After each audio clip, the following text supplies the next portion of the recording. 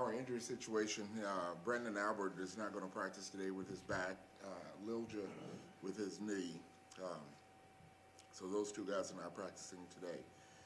Limited, we still Baldwin, he made a little progress and didn't want to rush him into things like we mentioned. So he's going to be limited. Bo is limited, but he'll be out there and we can, hopefully he will do more than yesterday. Moyaki and Maneri, they both worked yesterday, but you know, they were limited. And then Asamoah, with his hand and his cast, he's also going to be limited. But everybody else, they worked and are getting work.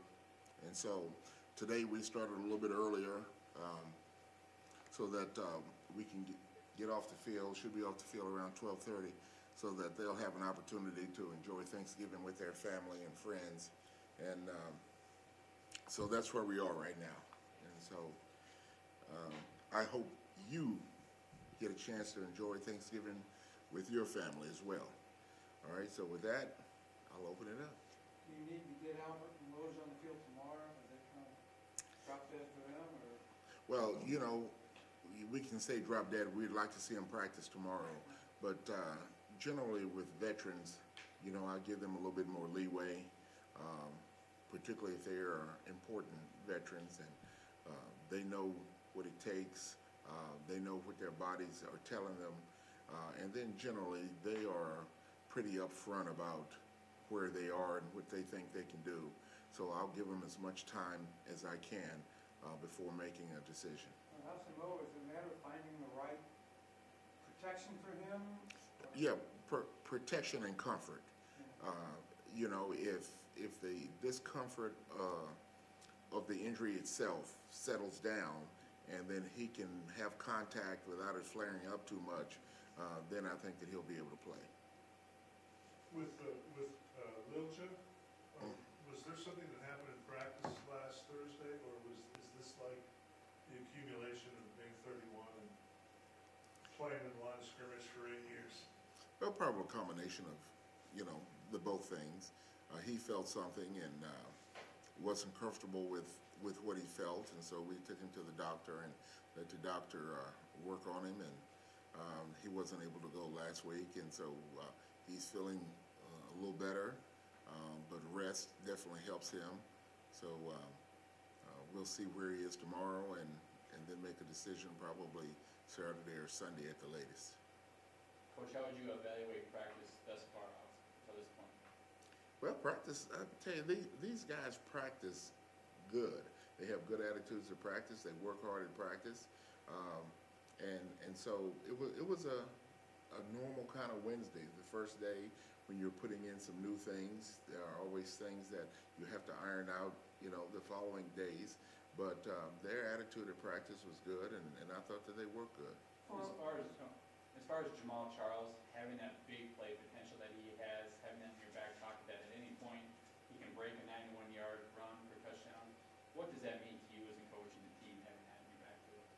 Well, you know what, that big playability is always helpful to a team, and having him out there is a plus for us. And you know, and he breaks some runs, and he can gain 20, and you know, and sometimes he can run for a touchdown.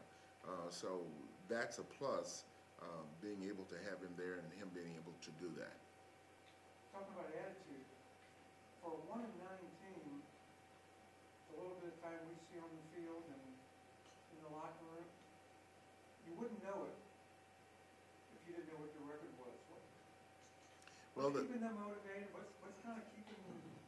Well, you know, that's attitude you're talking about. well, that's something that you have to work at, and I'm making a good point to talk to these guys about being a team, and really it's not one guy's fault.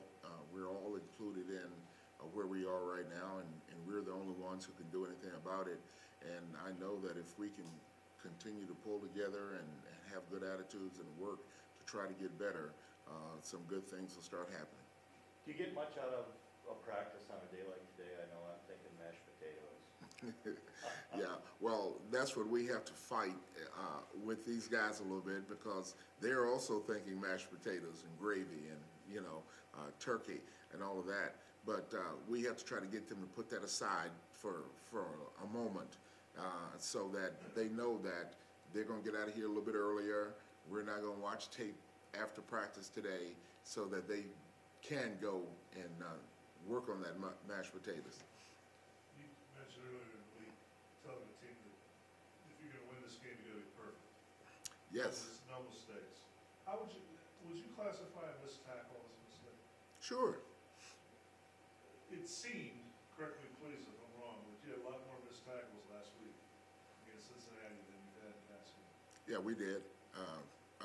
Particularly when you compare the Pittsburgh game to the Cincinnati game, you know, there were more missed tackles. We were out of control sometimes. We're not wrapping up at other times, you know, and so that all adds up to additional yardage for the opponent, you know, and so the things that we have to wrap up, we have to get more than one guy to the football, and things like that. The not wrapping up is kind of epidemic, it seems, in pro football the last 5 years or so. Is that the idea of going for the kill shot, the big highlight hit? I mean, the play before Dalton scrambled on fourth down, he threw to Leonard on the boundary, and Jaleel Brown had him for a 3-yard gain. He never even got his arms involved, he just hit him low and he jumped over top of him and kept on going. Right. That's the classic block tackle that we talk to them about, and very seldom are you able to get guys down with block tackles.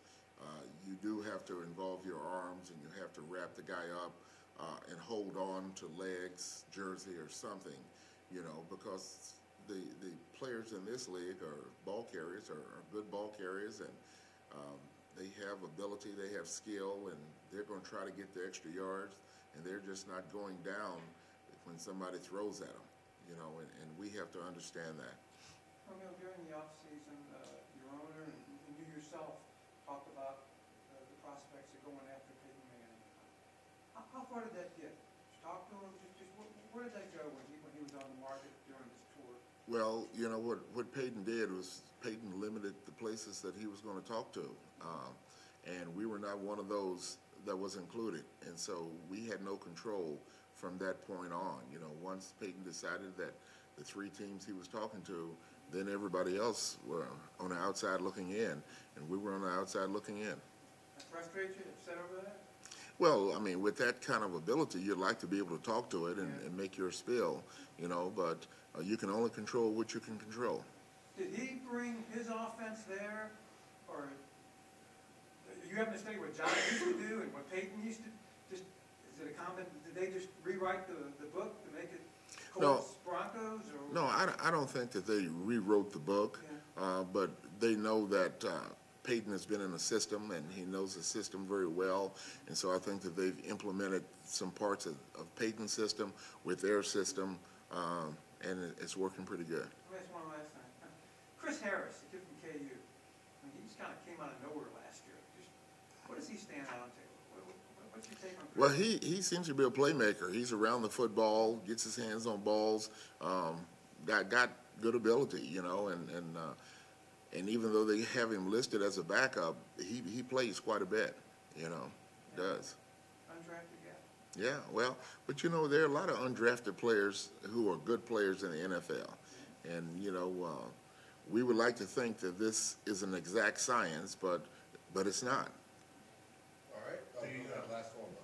You guys added a kicker to your practice squad. Zemansky, he was with us in training camp. Yeah, we liked him in training camp, but we couldn't keep him, and you know, so this is just one way that we can work with him a little bit to see how much he's progressed and things like that. So we felt like we'd bring him in and work with him a little while and see how he's doing.